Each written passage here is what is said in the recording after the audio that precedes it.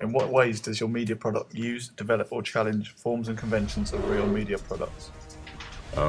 It's a thriller, so we use props such as knives, and as a crime thriller, we use drugs and murder attacks to build the plot of the film.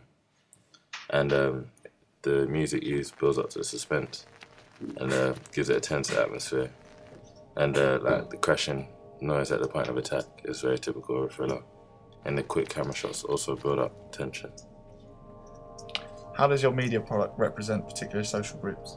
It projects young men to be in the hooded and knife drug culture that is usually around London and that. So it's stereotypes for the young men.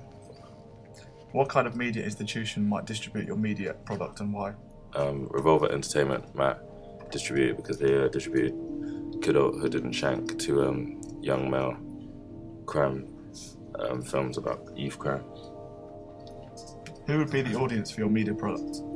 I think young adults and teenagers who are around this kind of thing, or that can relate to the characters or something. So it'll be like rated at 15, and like the same audience as the people who watch Kidulthood.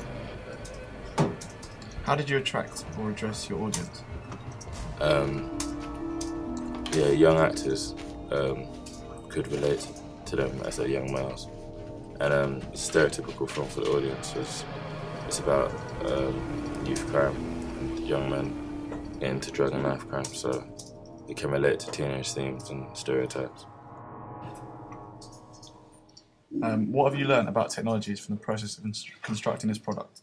I realised that lighting is important because a lot of the footage we had to reshoot it because of lighting, because we shot it at the night time to make it realistic to a crime thriller.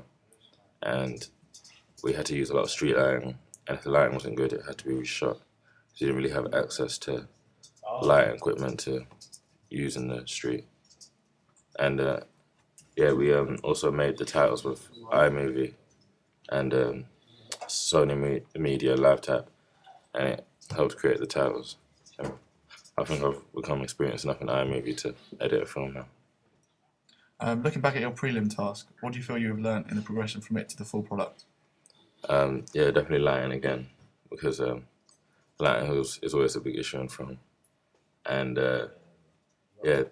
from the preliminary task, we learned how cuts need to be very sharp, and in my preliminary task, the shots weren't the cuts weren't as sharp, and continuity is a big issue to make sure it's all the same and you have good continuity in your film.